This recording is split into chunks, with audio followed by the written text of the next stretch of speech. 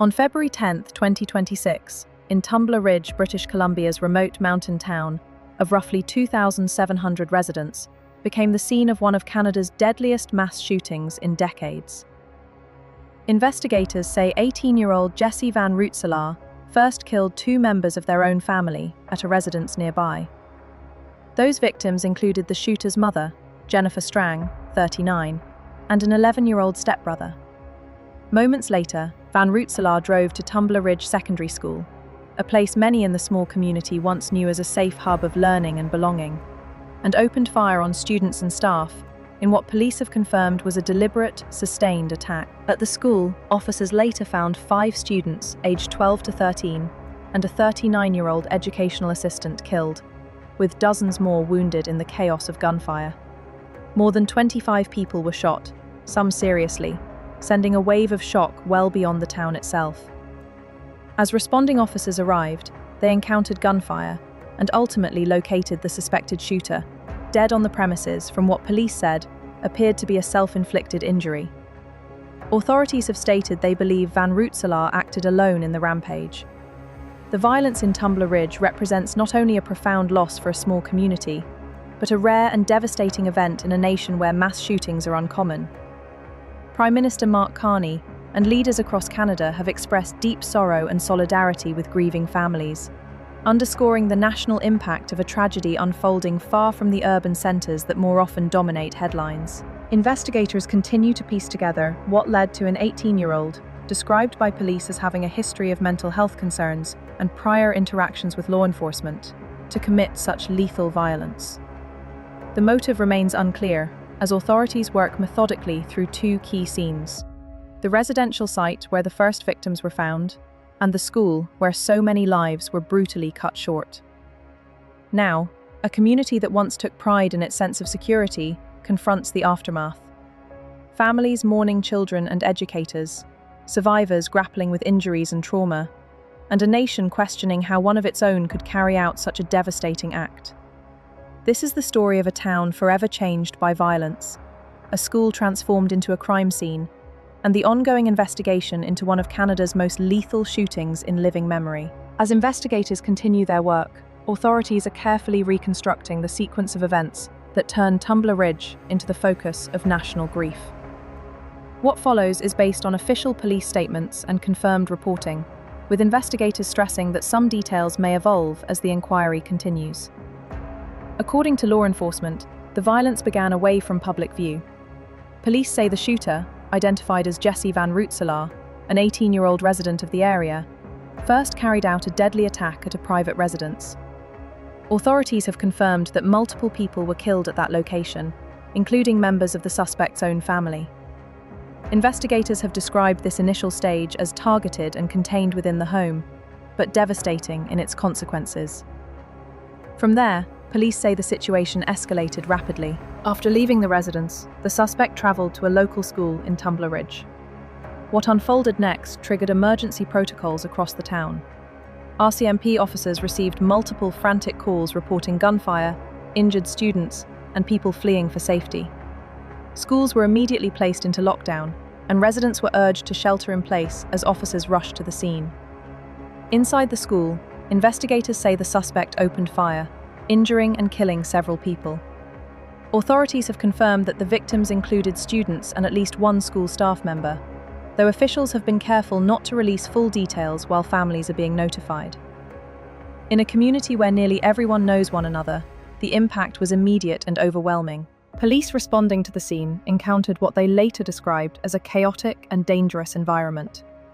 Emergency medical teams were staged nearby, while officers worked to secure the building, clear classrooms, and assist the wounded. Parents gathered anxiously at designated reunification points, waiting for word about their children as information trickled out in fragments. The incident came to an end when officers located the suspect deceased at the scene. Police have stated that there is no ongoing threat to the public and that they believe the shooter acted alone. The cause of the suspect's death has been described by authorities as consistent with a self-inflicted injury, though a full autopsy is part of the ongoing investigation. In the hours that followed, Tumbler Ridge effectively shut down. Roads were closed, businesses locked their doors, and residents gathered in stunned silence. What is normally a quiet, close-knit town was transformed into a sprawling crime scene, with investigators working across multiple locations. RCMP officials emphasized that this is being treated as a single, connected event, spanning the residential site and the school. Teams of forensic specialists, homicide investigators, and victim services personnel have been deployed to support both the investigation and the community. Authorities have confirmed that the number of victims is significant, but they have urged the public and media to rely only on verified updates. In mass casualty events, officials say, early figures can be inaccurate, and precision matters, both for families and for the integrity of the investigation. What makes the case particularly jarring in Canada is its rarity. Mass shootings, especially those involving schools, are uncommon. The scale of violence in Tumbler Ridge has therefore prompted a national response. Federal and provincial leaders have expressed condolences, while trauma support resources have been mobilized for students, teachers, and first responders. Police have also addressed early questions about warning signs. At this stage, they have not publicly confirmed a motive. Investigators are reviewing the suspect's background, digital footprint, and any prior interactions with authorities.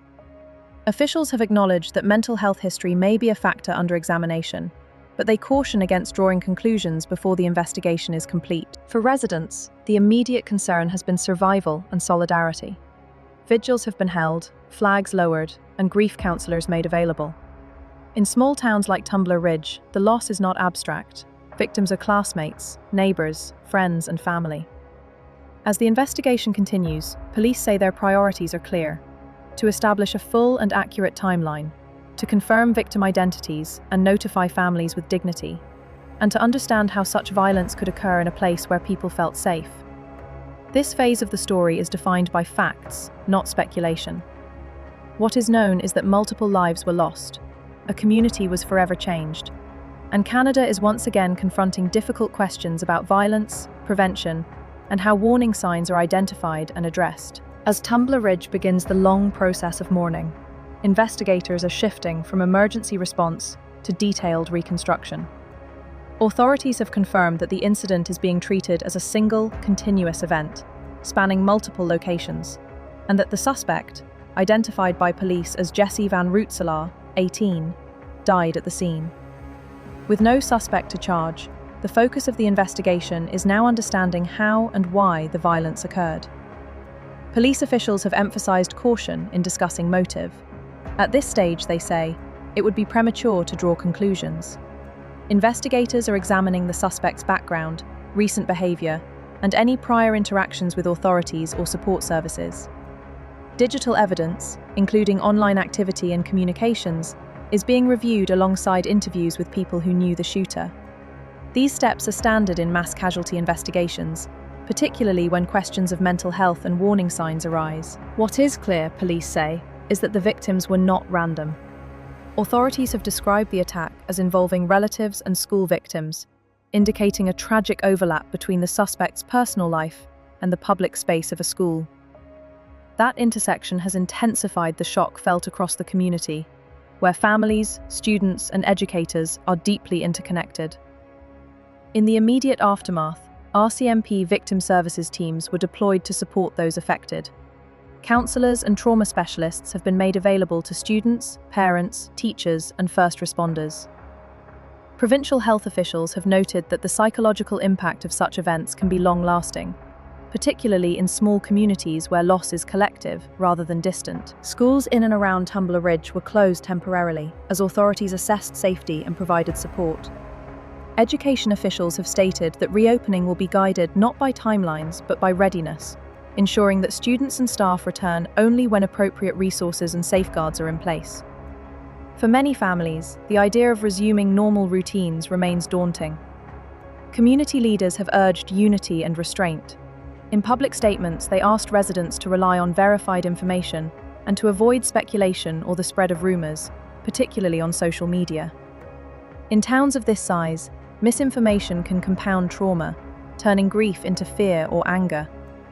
Officials have stressed that transparency will be balanced with respect for victims and their families. Nationally, the incident has prompted renewed discussion about violence in places traditionally considered safe.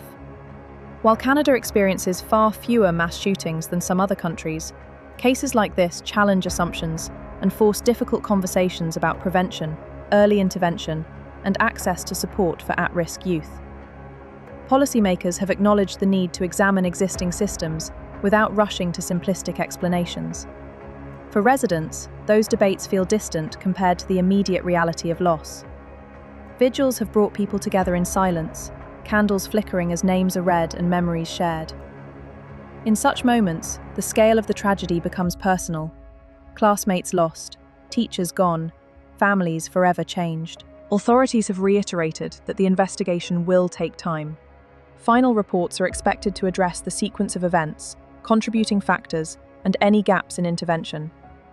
While no findings can undo the harm, officials say the goal is accountability through understanding, identifying lessons that may help prevent future tragedies. In the days after the violence in Tumbler Ridge, Canada has been forced into a difficult reckoning, one shaped not by speculation, but by the weight of confirmed facts and the human cost that followed.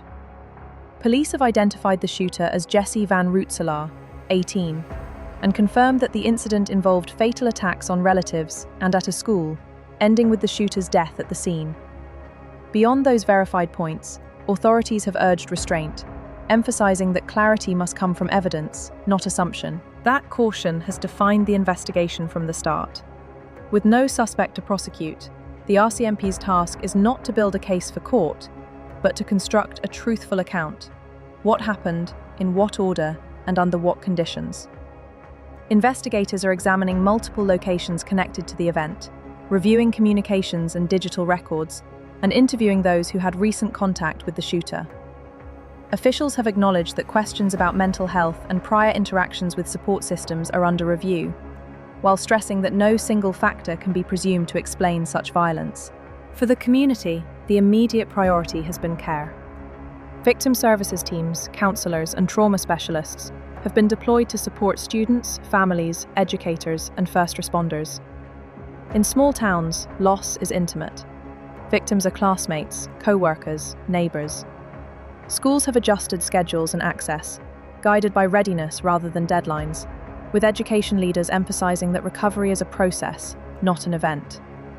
National leaders have echoed that message. Expressions of condolence have been paired with calls for patience as facts are gathered.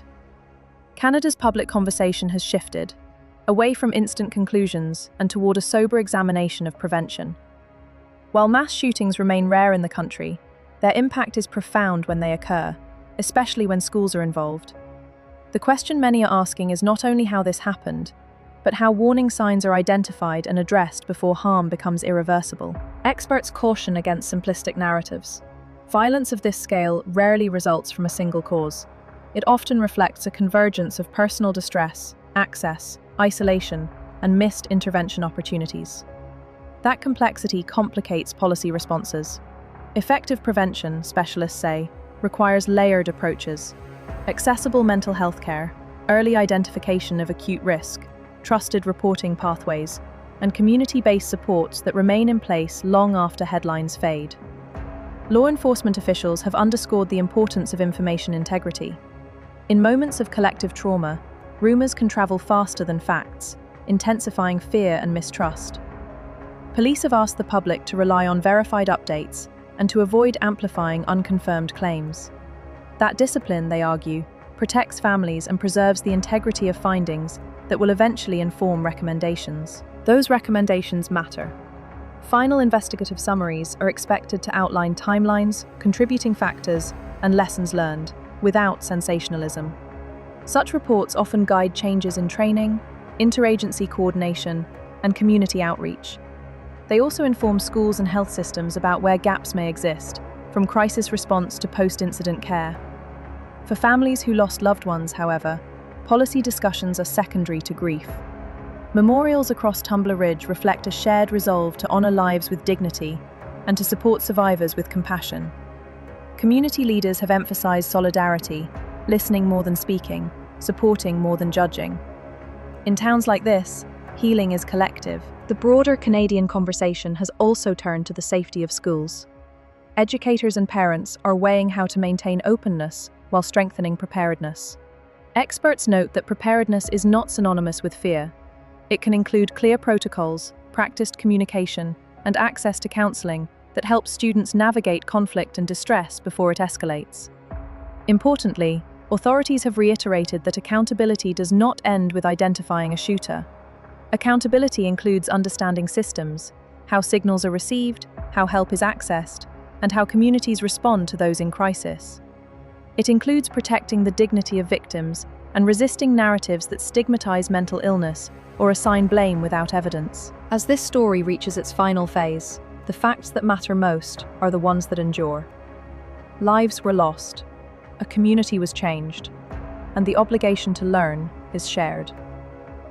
The investigation will conclude with findings grounded in evidence.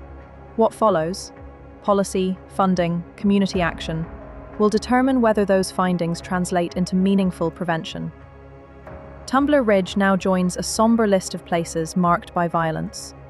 But it also stands as a reminder of resilience, neighbors supporting neighbors, professionals providing care, and institutions committing to transparency. The path forward will be measured, not rushed, guided by facts, empathy, and the determination to reduce the risk of such tragedies in the future. If you value accurate, responsible, and compassionate reporting, like this video to support fact-check journalism, share it to keep the focus on truth over rumor, and subscribe for more in-depth coverage that prioritizes verified information and the people affected most.